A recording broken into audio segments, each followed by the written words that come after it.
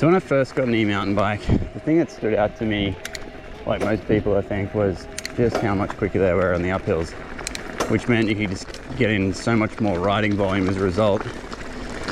Then I started doing a racing series on my e-mountain bike and started wondering what would be faster, an e-mountain bike or my analog bike. So an e-mountain bike, having that pedal assistance, gets up to speed quickly at the start of a run and also gives you a boost out of the corners. But the power cuts out at 25 kilometers an hour, so above those speeds, which on most downhill trails you are averaging above 25 k's an hour, you don't get any assistance. And then you're pedaling a 25 plus kilo bike and you have to turn over the motor, which has more friction than an analog bike. Analog bikes, on the other hand, are lighter, so you can brake harder and later into corners. You can also gap some sections that you wouldn't be able to gap on an e-mountain bike because of the weight. You can also get more speed when you're pedaling above the 25k an hour mark that the e-bikes are limited to. But then you do give up that boost out of corners that an e-mountain bike gives you, and the boost off the start that an e-mountain bike gives you. So this video will just be comparing side-by-side footage, my e-mountain bike run versus my analog run, and it's not immediately obvious which one's quicker, so it should be an interesting video.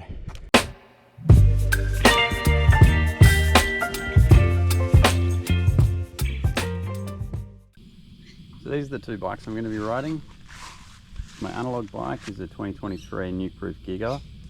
It's got 180 mils travel up front with a RockShox Zeb and 180 mil travel rear with a RockShox Super Deluxe, and it's running a mullet setup.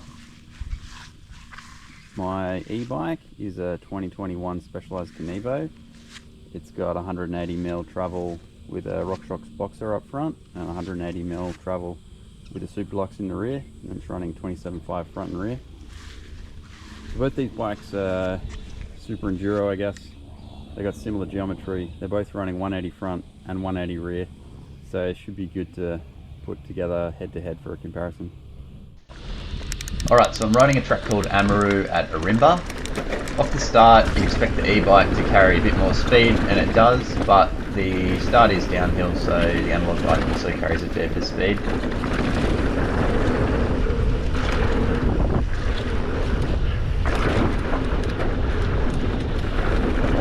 Video up right here, you can see the e-bikes slightly in front, but they're more or less identical. This next section is slightly downhill with a lot of rollers, so a little bit of pedaling, but mainly just pumping and trying to generate as much speed as possible.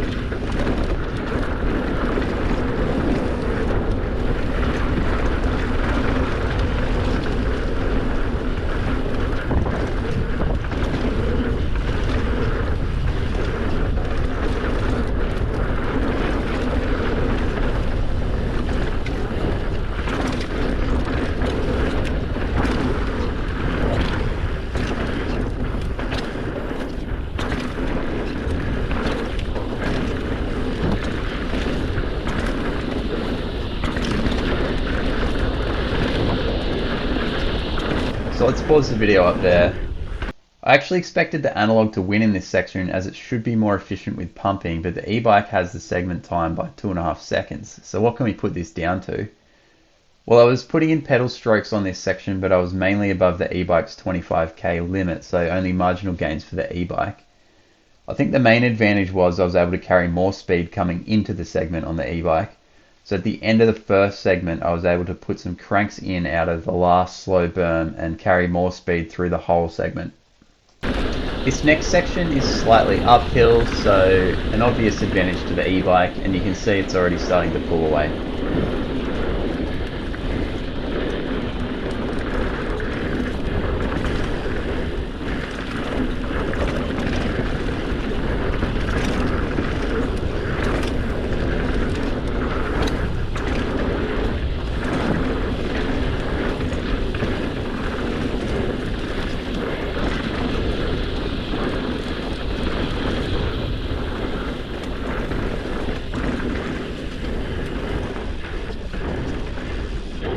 So the e-bike's taken an easy win here by about 3 seconds, which is no surprise given the section was slightly uphill.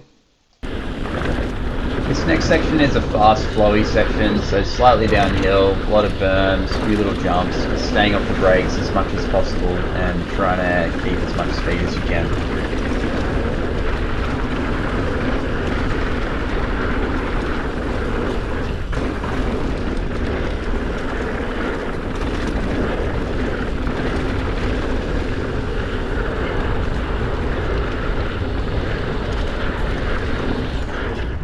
Okay, so the e-bike's taken this segment by about half a second.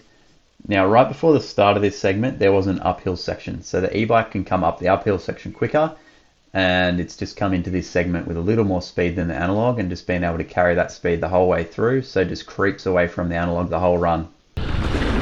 This next section's fast and flowy, so pedal wherever you can, stay off the brakes and pump whatever you can.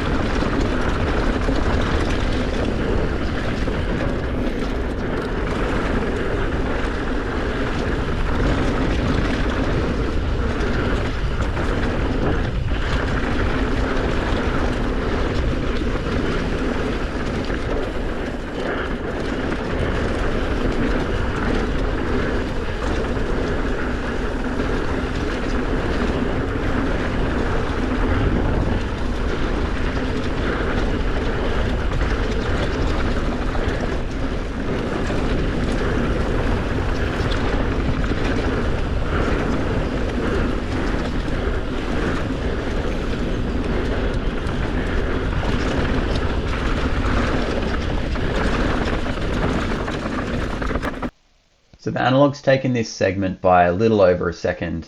Now, up until about the halfway point, the e-bike and the analog bike were neck and neck on this segment.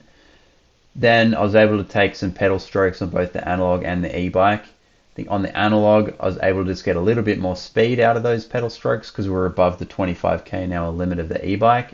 And then I was able to just carry that speed throughout the second half of the segment.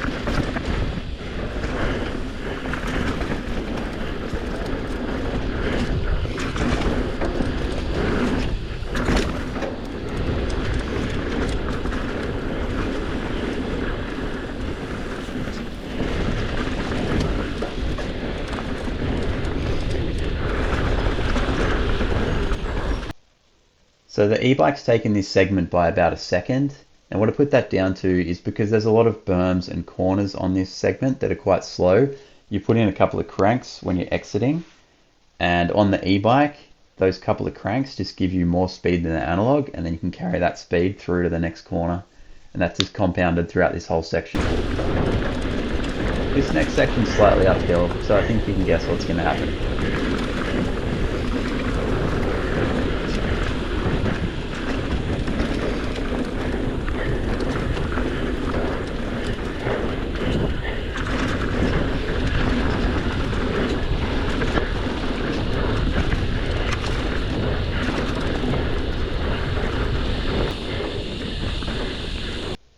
The e-bike's taken this section by about 2 seconds, which is no surprise.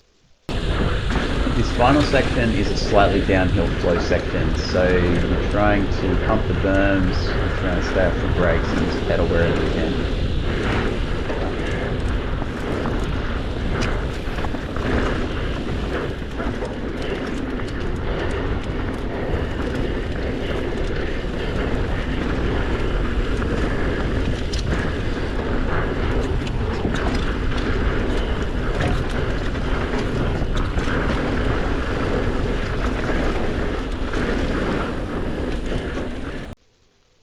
So this was an interesting run. Initially they were neck and neck, and then the e-bike was able to pull away a little bit as we got to a flat section, and I was able to just carry a bit more speed from the cranks I put in.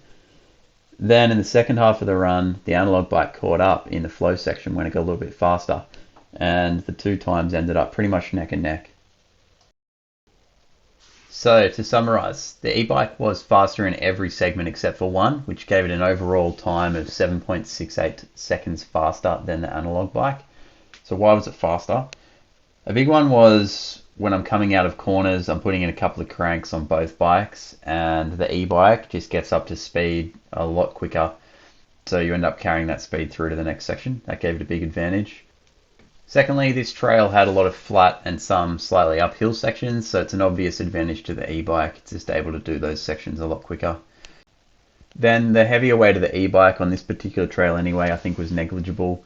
Whatever you give up in braking performance, you probably make up in tracking over rough terrain. I am more comfortable on the e-bike too. I've owned it a lot longer than the analog bike, so as I ride the analog more, I should get faster on it. I think if I had better fitness, it would give me more of an advantage on the analog, because I'd be able to pedal above the e-bike's 25k/h speed limit, and it'd start to edge out the e-bike. Then also there is some variability in my runs, obviously. It's not an exact science. There could be a second or two here and there. So that's it for this video. It's just been a fun comparison to pit a e-bike against an analog bike and see which one's faster and where. So I'm going to try and do this style of video for a few other trails and then hopefully bridge that gap or even beat the e-bike time with the analog bike. Thanks for watching.